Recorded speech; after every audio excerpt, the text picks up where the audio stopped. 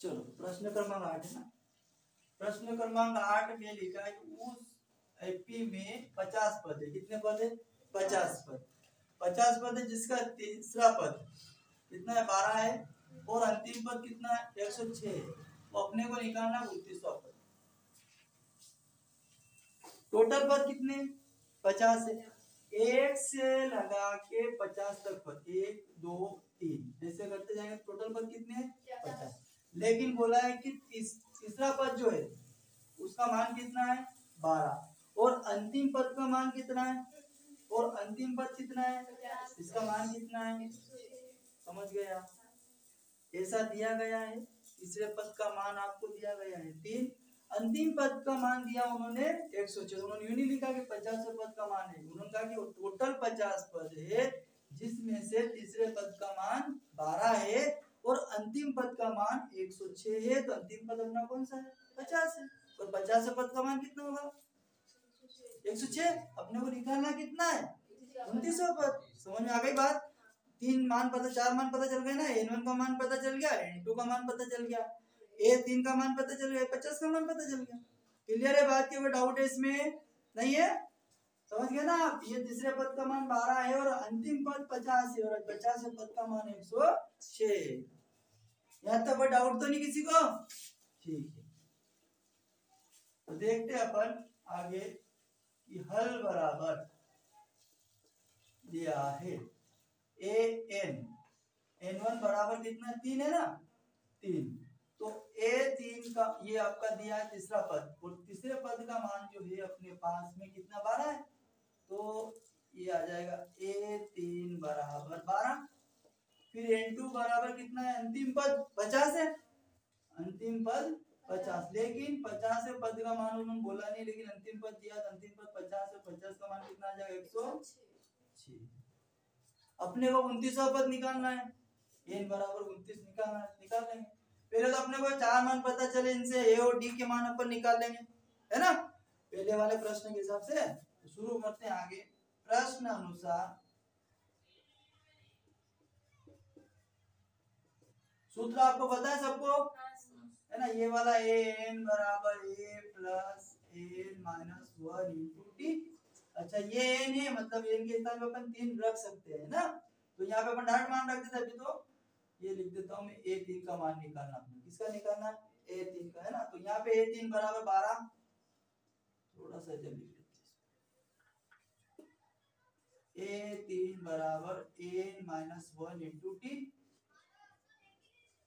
तो a3 यानी कि 12 मान इसका, और n आपके पास कितना भैया? 3 है, माइनस का 1 और d का मान तो पता नहीं, तो d को ऐसे रहने दो।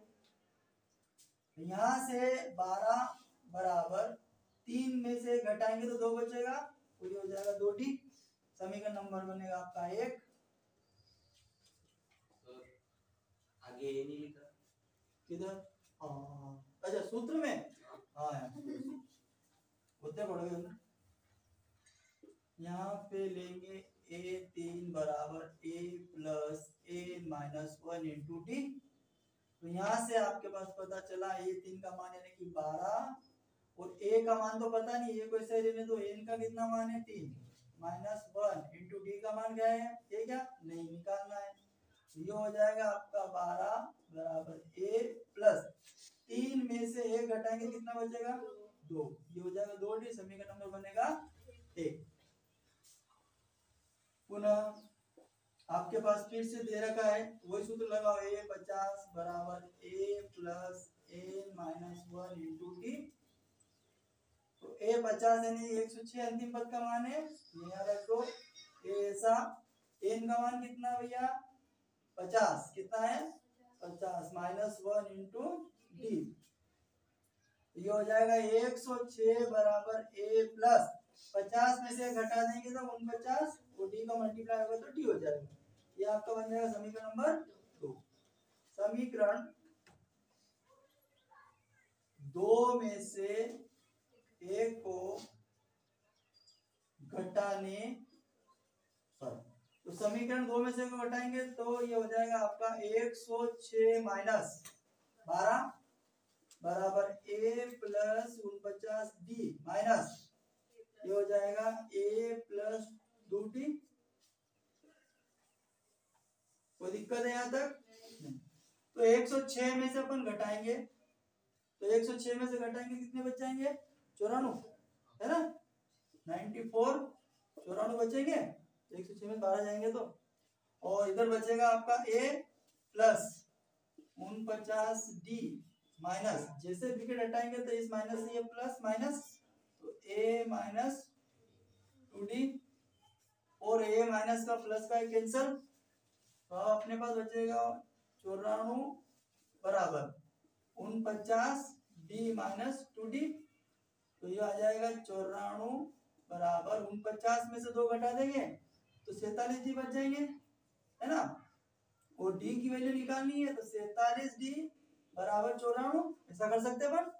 अपने को d निकालना है तो ये 47 जाएगा बटे में, तो ये हो जाएगा आपका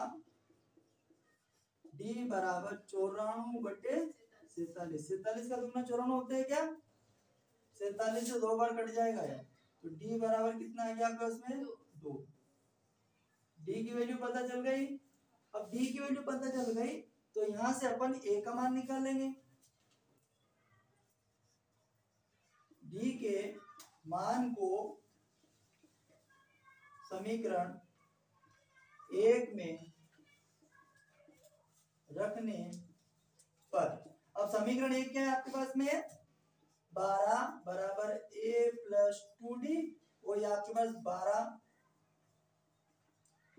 a प्लस 2 की वैल्यू, d की वैल्यू कितनी? 2 है, तो 12 बराबर a प्लस 2 का मल्टीप्लाई होगा ना तो 4 हो जाएगा ये। तो यहां से अपन को मिलेगा 12। अब इस 4 का हम पक्षांतर कर देते हैं, तो 12 माइनस के 4 बराबर 8, तो 12 में से 4 कम हो जाएंगे यानी घट जाएंगे, तो कितना बचेगा? 8 बचेंगे, तो 8 आ जाएगा a, तो a बराबर कितना आ गया आपका? 8।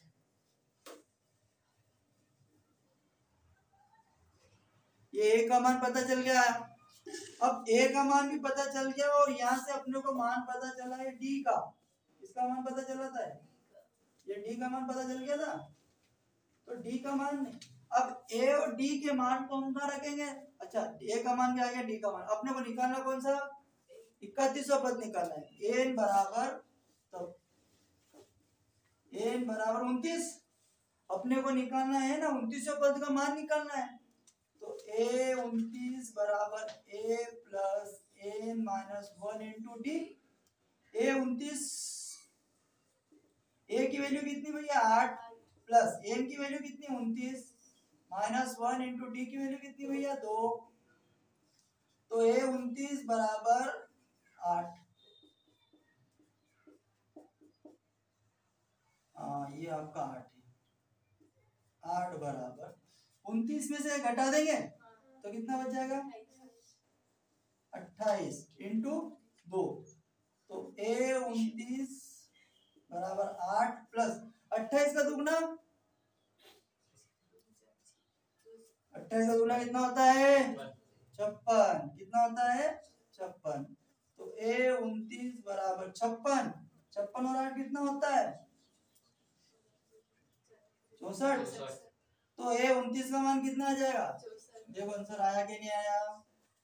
a 29 का मान 64।